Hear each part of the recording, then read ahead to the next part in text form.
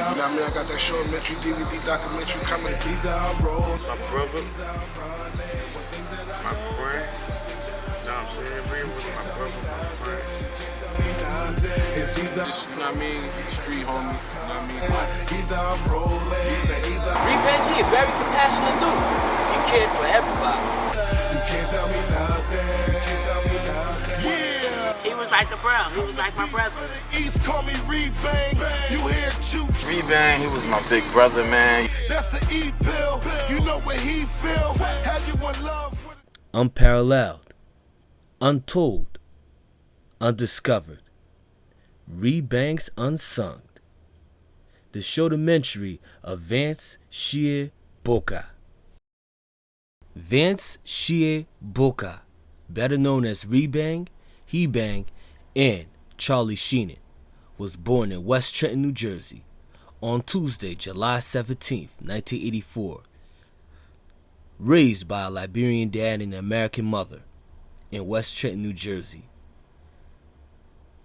ReBang was trying to find his calling as he grew older. He was raised around the unpredictable wild streets of Trenton, the home of drug dealing, the home of the late night gunshots,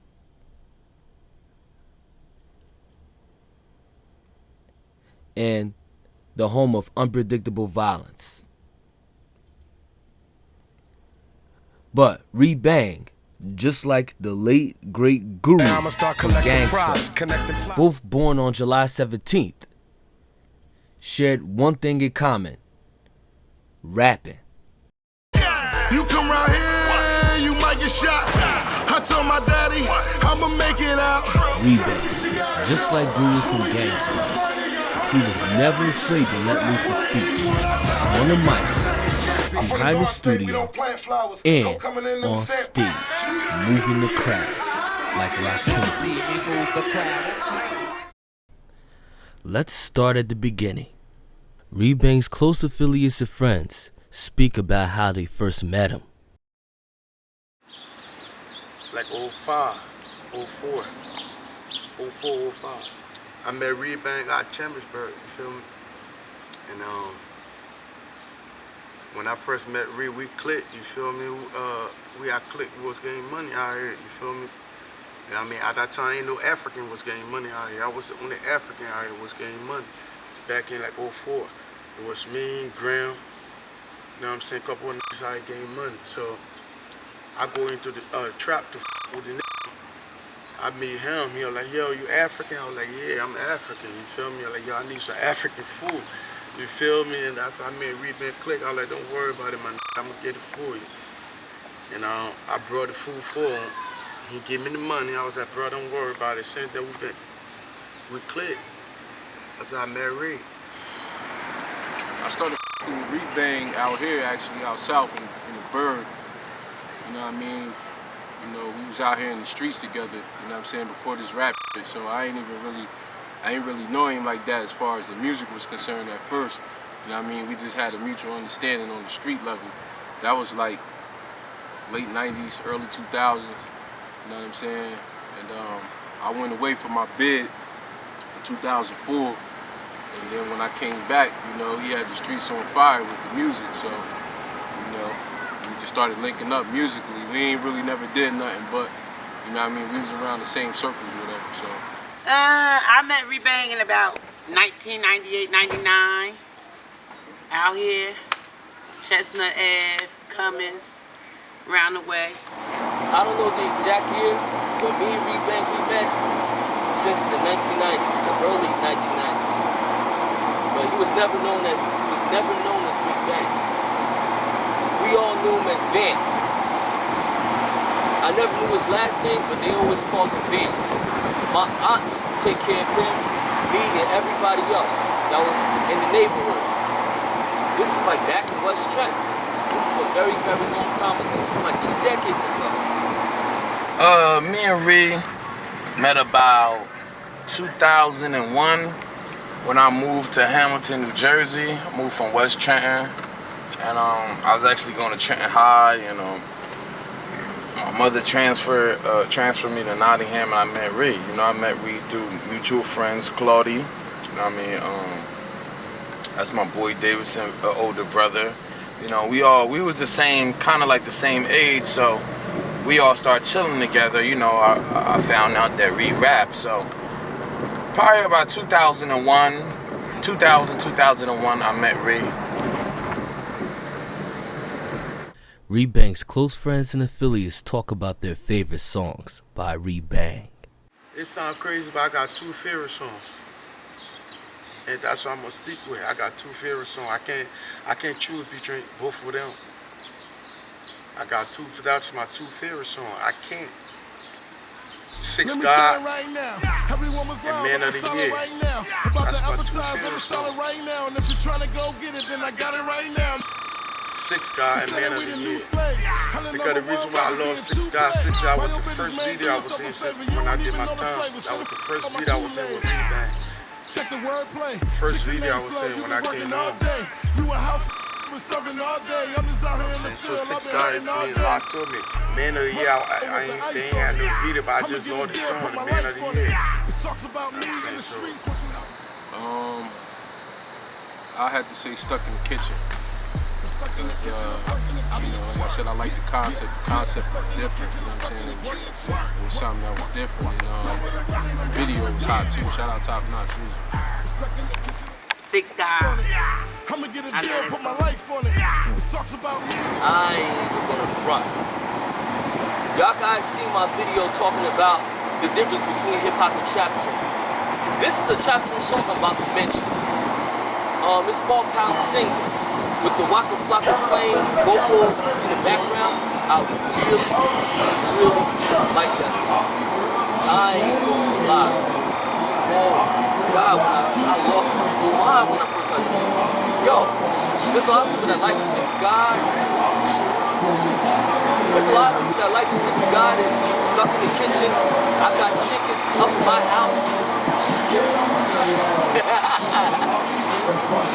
Favorite song would have to be we did a track called Mercy off of the Kanye West HOV, the Cartel, Fresh Like a New Car Smell. I'm from the Garden State, we don't plant flowers. Coke coming in them stamp powder. We color of Remy bottles, the coke, color of clam chowder. Scooter hard knocks, I'm a scholar. H.O. that cartel, I'ma do it for Zay, y'all. Hard work still pays off. The only reason I'm picking that is because that was the start of us getting the attention that we needed. Because before then, you know, we live in a small city, and as certain rappers that's been doing their thing so long, if you do the research on Trenton rappers, you would think that these are the only rappers. You know what I mean? But that's not the case. We got so much talent in Trenton, you know, and me and Ree was like the underground underlords, you know, like if it was underground music in Trenton, we was the bosses of that, you know what I mean? Because we would let out projects, but it really wouldn't be in the public's eye. You would have to go search it on SoundClick. Like we came out with Remarkable Skrillah. You know, one of Ree names was Remarkable. My name is Skrillah. We came out with Remarkable Skrillah. Anybody that heard that knew that mixtape was the bomb. I had Cash Rule the World. He had so many random. He had about like 4 or 5 mixtapes, but the town really didn't get to hear this because, you know, we're a little bit older and it's the younger crowd now, so they might have been kids when we was doing our thing or might have not been paying attention. But I would have to say it's Mercy. Even though we have a catalog, a wide catalog, it would have to be Mercy. You know what I mean? Because that's what really gave us that attention we needed, you know, as far as, wow, these guys can rap and, you know, these guys can make good anthems or whatever, you know. And we performed that. The city loved that. Anybody that know that song and seen us perform know what I'm talking about. So I would say that's the most influential song that Mercy freestyle. That's my favorite song from Ray. Although many people who live in Trenton will say that there are over 200 Trenton rappers that's out there, ReBang stood out as the aggressor. of rap. Pick up your I'ma take her out. I drop her off after I cop a bird, I break it down, strap it to her, then I take it south. Rose gold with the ice on it. I'ma get a deal, put my life on it. It talks about me in the streets. Once you hop off my go and put your wife on it. Everybody knows that other rappers always had influences, and so did ReBang. The first hip hop artist that got me into hip hop, I gotta really think back. You know what? As far as I can remember, it gotta be Snoop Dogg. Bring it to the folk, Snoop Doggy Dogg and Dr. Dre is at the door. Ready to make an entrance, so back on up, cause you know we're about to rip. Give me the microphone first so I can bust like a bubble. Continental and Long Beach together, now you know you in trouble. Ain't nothing but a G-thing, baby. Too low step, going crazy. Death Row is the label that pays me. Unfadable, so please don't try to fake this. But back to the lecture at hand. I didn't know what to think of it because I wasn't allowed to listen to hip hop. I wasn't allowed to listen to rap, so I'm not sure how it made me feel, but I know I kind of liked it. I don't know if it was something that I automatically was like, yo, this is what I want to do because I was so young, but I was trying to get an understanding for it actually. So the first rapper that I got hooked onto was Snoop Dogg. I didn't have any Snoop Dogg material. But when the video came on, I kind of, you know what I mean, started learning the words little by little, and then, I started learning the words little by little, and I was able to put certain rap schemes together just by listening to Snoop. Another group that got me was Criss Cross. Now, the funny story about Criss Cross is that my stepmother used to order CDs. You know, I don't know if y'all remember those crazy pamphlets that used to come in the mail back in the day, and they was like stamps. Matter of fact, Columbia House, they used to send you this like pamphlet, and they used to be like, order 6 CDs, get, pardon me. They used to say order 6 CDs, get 3 for free, pay later. Or my stepmother used to do things like that, and I can remember when she used to make those purchases. The first rap CD that I ever held in my hand was a Criss Cross CD, along with MC Hammer. But at that time I was young. I didn't really understand what hip hop was. I didn't understand the language, the culture.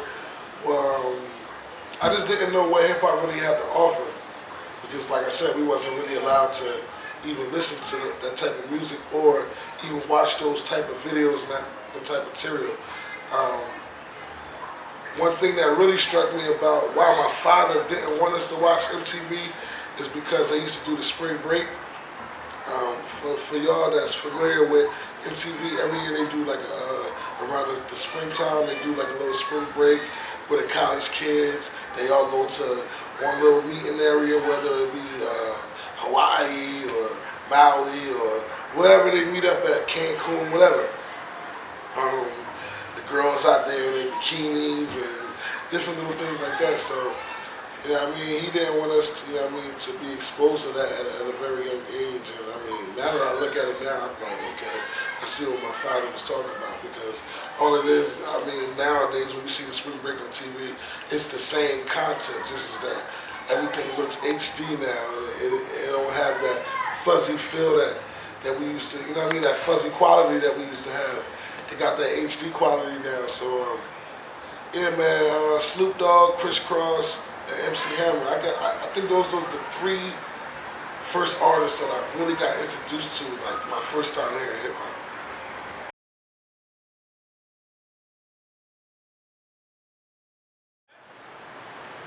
I seen the pain, felt the strain in my mama's brain just to make some change so she can get us out the fucking rain.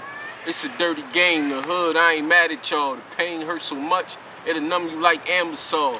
Had some shortcomings, but I'm still standing tall. But still I rise, my eye, cause I refuse to fall. Started slinging crack, cause I couldn't use a ball, nor swing a bat. Trying to tell you, man, this life is hard. Caught a case, now a nigga running from the law. I keep a flowing with a pause button right before my eyes. A lot of y'all will switch around the costume your current disguise. Today's the day for every underground rap fan to stop fussing with a trigger that fries. Cutting off your team is not a choice. Cutting off your dream is not a noise. Even ReBang will tell you that you need a lot more than less of a heartless popping voice.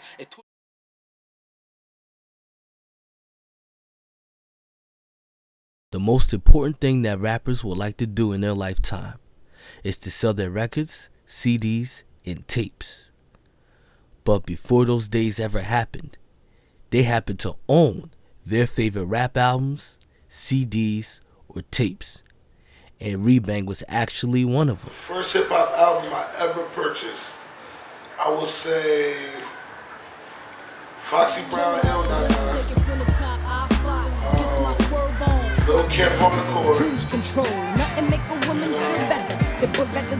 There was this KRS-One compilation type CD mixtape type thing, and I actually didn't purchase those. My mother actually purchased those mixtapes for me, and that was kind of special to me though. It was around Christmas time. I can remember it being around Christmas time, and she got like 3 or 4 CDs. I think the other one was Mace. What you know about going out? That first Mace joint. So that was special to me. That Foxy L99 and that Mace and that Kim. When I heard those, and I was already into hip hop lyrics, but when I heard just like the lineup, the production, and just how complete those albums were, that kind of motivated me like to be an MC and to want to one day have my own album out and one day do my own music and venture into different production and things like that. And like I said, at that moment I was a teenager then. I was about 13 years old then, so I already had that. I can't say the passion, because the passion came later down the line, but I already kind of had an idea that I wanted to be an MC, that I wanted to be a rapper, and I don't know. I used to always hear one hit wonder, that terminology, one hit wonder, and I never wanted to be a part of that one hit wonder bracket. So I used to get albums. I used to actually have my mom purchase me the real albums so I could hear what a complete artist sounds like. You know what I'm saying? And that Mace, that Harlem World, like I said, that Foxy Brown L99, and that Lil' Kim Hardcore, I think those was my first actual real CDs that I owned. That was mine. Like I said, I didn't buy them, but they were a gift to me from my mother, and I used to listen to them things in and out, in and out. I used to have the radio with the CD joint on top, and then the tape deck joint, you know what I'm saying? And then we used to buy the blank tapes and had those press record and make tapes. You know what I mean, for radios, you know what I mean, that we used to carry around, things like that, you know what I mean, but yeah, man, the albums were special to me, man.